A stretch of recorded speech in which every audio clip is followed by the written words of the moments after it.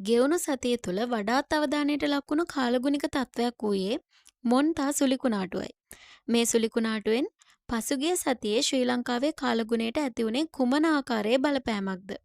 ඒ වගේම ශ්‍රී ලංකාවේ ඉදිරි සතියේ කාලගුණ තත්ත්වය කෙසේ වේවිද? අද මෙම වීඩියෝව ඒ පිළිබඳවයි.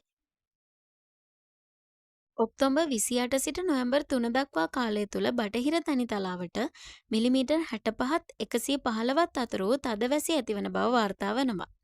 එමෙන්ම බටහිර කඳුකරයට මිලිමීටර් 35ත් 65ත් අතර සාමාන්‍ය වර්ෂාපතනයක් වාර්තා වනවා.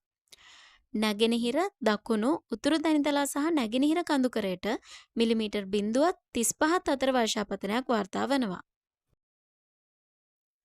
සෑම සිකුරාදා දිනකම ඔබ වෙත ගෙන එන නවතම කාලගුණ අනාවැකි දැන ගැනීම සඳහා අපගේ YouTube නාලිකාව සබ්ස්ක්‍රයිබ් කර බෙල් අයිකන් එක ක්ලික් කරන්න.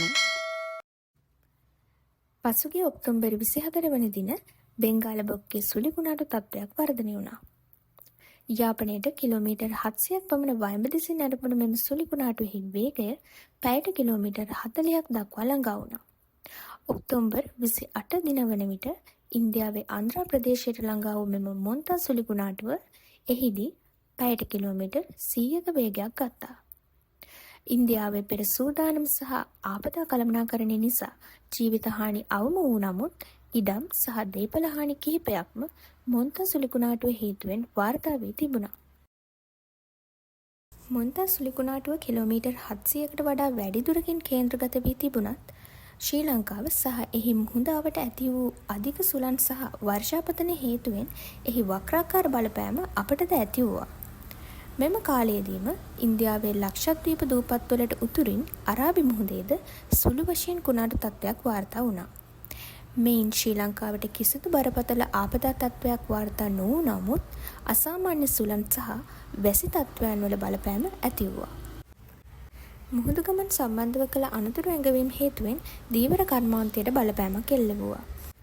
මසුන් ඇල්ලීමට ගිය බහුදින ධීවර යාත්‍රාවක් අයහපත් කාලගුණ තත්ත්වයන් හේතුවෙන් අනතුරට ලක් වූ අතර එය ඉන්දුනීසියානු යාත්‍රාවක් විසින් සොයාගත්තා. ඒ වන විටත් එක් ධීවරයෙකු මිය ගොස් සිටි අතර තවත් කිහිප දෙනෙකු මුහුදේ ගිලී අතුරුදන්ව තිබුණා. නොවැම්බර් 4 සිට නොවැම්බර් 10 දක්වා කාලගුණ අනාවැකිය බටහිර තනිතලා සඳහා සතියට මිලිමීටර් 105ත් 135ත් අතර වූ වර්ෂාපතනයක්ද බටහිර කඳුකරය සඳහා සතියට මිලිමීටර් 65ත් 105ත් අතර වූ වර්ෂාපතනයක්ද නැගෙනහිර කඳුකරය දකුණු තනිතලා උතුරු තනිතලා සහ නැගෙනහිර තනිතලා සඳහා සතියට මිලිමීටර් 25ත් 65ත් අතර වූ වර්ෂාපතනයක්ද අපේක්ෂා කරනවා. මෙහි දැක්වෙන තීරු ප්‍රස්ථාරයෙන් පෙන්눔 කරන්නේ පසුගිය දින 30 ඇතුළත ශ්‍රී ලංකාවට ලැබුණු දෛනික වර්ෂාපතනයයි. එහි මධ්‍යයේ ඇති කළු පැහැ රේඛාවෙන් දැක්වෙන්නේ එම දිනට ලැබිය යුතු සාමාන්‍ය වර්ෂාපතනයයි. මෙහි පහතින් ඇති ප්‍රස්ථාරයේ මධ්‍යයෙන් ඇති සරල රේඛාවෙන් පෙන්눔 කරන්නේ ගත වුණ දින 30 ඇතුළතදී ශ්‍රී ලංකාවට ලැබිය යුතු සාමාන්‍ය වර්ෂාපතනයයි.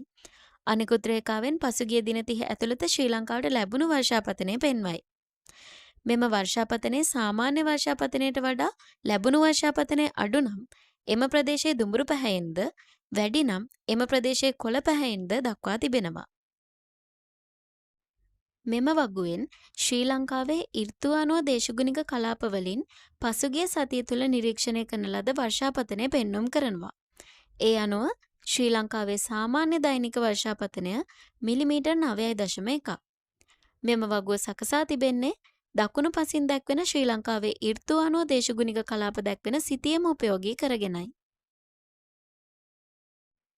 ශ්‍රී ලංකාවේ උෂ්ණත්වයේ හැසිරීම ගතහොත් එළඹෙන දින කිහිපය තුළ එනම් ඔක්තෝබර් 30 සිට නොවැම්බර් 12 වන දින දක්වා ශ්‍රී ලංකාව තුළ සාමාන්‍ය උෂ්ණත්වයක් අපේක්ෂා කරන අතර එය සිසිල් ප්‍රදේශවල සෙල්සියස් අංශක 17 සිට උණුසුම් ප්‍රදේශවල සෙල්සියස් අංශක 34 දක්වා පරාසයක පැවතිය හැකියි.